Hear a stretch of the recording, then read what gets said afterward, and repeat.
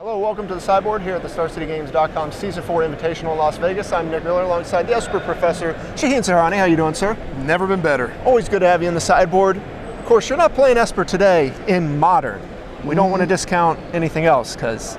Right. If I played non-Esper in 2 formats, I might have just heads exploding, you know, people that have been loyal and read my work and comment and work with me on getting the deck improved. They might just say, you know what, I'm done with you. Yeah. So we got to stay loyal a little bit, but we're trying to prove something in Modern today. Enemy number 1, Blood Moon. Yes. Yes. Notably, in your deck this weekend. Yes. We have seen you lose to it in Legacy, seen you lose to it in Modern. Can't beat it, join them. Exactly. Right? It's more, so it's 2 pronged. Can't beat it, join them, and also we're trying to prove a point. As a reminder, it's pretty much widely accepted now with the Star City folks, Brian, BBD, everyone on my inner circle, we all understand that Blood Moon is a virus for Modern. It promotes uninteractive gameplay. It wins on the spot for 3 mana as an enchantment, and Magic should be interactive, back and forth, and you have to try really hard to win in Magic. That's what it should be. If you look at the reasons why the DCI bans cards, one of the reasons is interactive gameplay. One is time that the cards take to use. That's why I've always been on the top getting rid of that in Legacy. So it's not just banning cards because they are broken. Not just banning cards because they're in every deck. Cards are also banned to promote gameplay. They banned Wild Nikado at the beginning because they thought that Wild Nikado was going to be an abusive card in the aggro world. You either play Nikado or get out, and that turned out not to be true.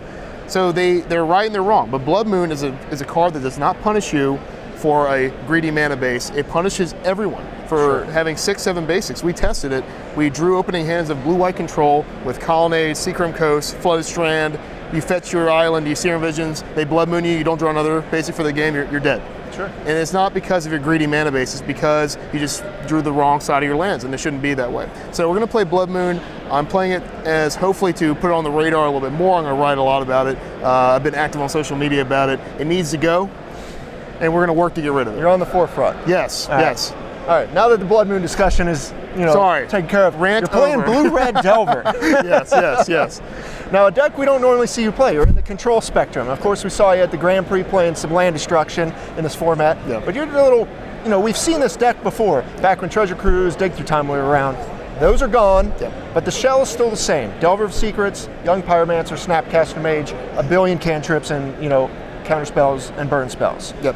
Why are you playing Modern Blue-Red Delver this weekend? Well, I think that this version of Blue-Red Delver is a little stronger than the other, not counting Treasure Cruise, of course, because this is more of a mono-blue Delver strategy. The only red cards are the 4-bolt, the 1-fork bolt, Young Pyromancer, and Blood Moon, and then a couple Electrolyze. So most of the deck is mono-blue, like my old days of mono-blue Wizards, which I loved. So this deck and actually plays similar to a control deck, of course, with early threats.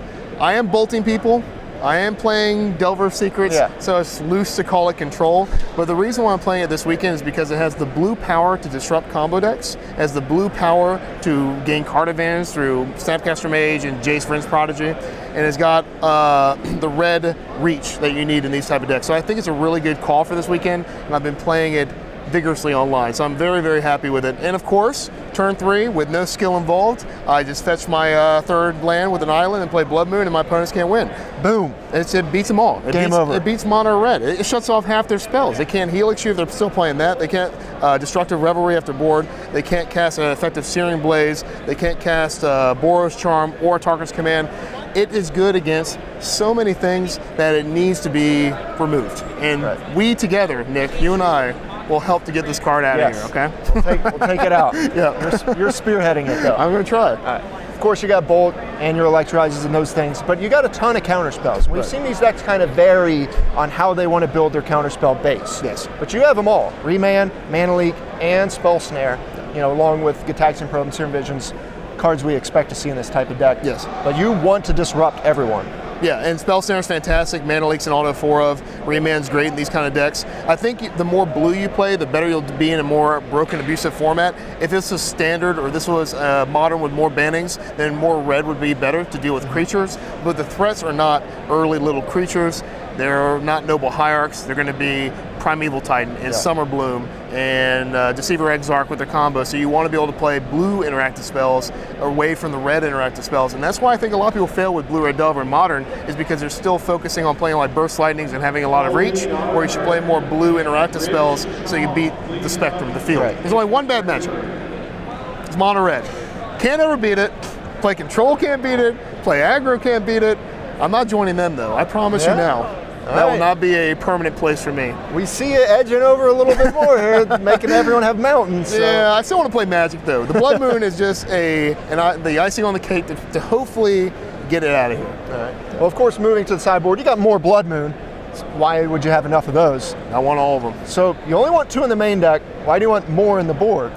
Just for Summer Bloom, for decks that actually, combo decks that use non-basic lands. So you want the third one because you have to have it. It's not one of those cantrip, can do it here, can play it on 5. You need it on 3 against those decks because they can just get a lot of mana very quickly, so you need the third Blood Moon. All right. Now this is the card you really like this weekend, Threads of Disloyalty. Blue, colorless in your Blood Moon deck, but you have a bunch of islands. Oh yeah. I actually play only 3 Steam Vents, 1 Mountain, fetches, and islands, so 6 islands. So I'm always fetching islands, and it's pretty easy to cast. But Threads takes over every creature in the format that you're scared of. You're bringing against Merfolk, it takes all their guys. Jund takes all the threatening guys. Mono Red even, where you can go bolt your guy early, dispel your guy, steal your guy. Because stealing in Magic, we've learned stealing creatures in Magic is way better than killing them. It turns them into a win condition for you, and as well as puts them on the ropes, because they now had to draw another threat to continue to pressure you. So Threads is very good, and don't let the naysayer say, oh, Abrupt Decay. That's like the old Doomblade argument, or, oh, they'll just counter it. Sure. Yeah, but they're going to have to kill this and everything else in your deck too, so they're not going to always have Abrupt Decay. Decks with a lot of burn spells don't often have counter spells, so I don't think you have to worry about it there, but not too worried about it. Showing up that matchup a little bit. Yeah. You have more counter spells, because why could you ever have enough? More Spell Snare, more to spell. Logic Knot. Only Delve spell in your deck this weekend. Right, and I've been chanting from the rooftops that it's graveyard abuse if you don't have 1 Delve spell. After how broken we know Delve is, Logic Knot in the deck is blue counterspell. You need 1 card that uses your Delve in order to have an effective use on all spectrums of your deck. All right. Got a bunch of fetch lands, you're already going to be in good shape right there. Shatterstorm, Vandal Blast, dealing with artifacts, of course. Got to be able to beat Affinity somehow. Rending Volley and Magma Spray. Stuff to deal with other, I assume, Jaces and other Delvers. Rending Volley is 3 of them in the board for twin decks. Your twin matchup is already very good because you're doing the same thing, except for you have pressure so early on them.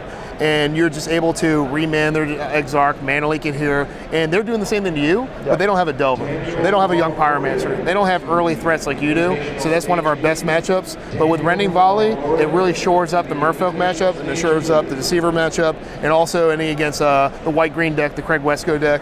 Anything Hate Bears. It also kills Restoration Angel, because this deck has a severe weakness to Restoration Angel because of it being 4 mana, and because it's a 3/4 that dodges your bolt. So Rending Volley is very good against them. Okay, so you've been playing the deck a ton on Magic Online.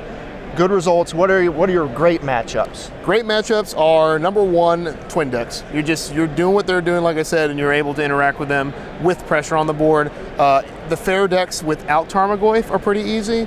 Even with Tarmogoyf's not bad. They need it on 2, and after board you have a 3rd Spell Snare and Threads, so you're really good against the fair decks. You're very, very good against any deck that just loses the Blood Moon right off the bat, regardless of dodging. But in Modern, we all know that all decks lose the Blood Moon, so that argument's a little bit loose. But the ones that really, really, really lose the Blood Moon, the ones that have many non-basic lands that all need to be in play doing things, Blood Moon matchups are the best ones. All right, well, you got it here first.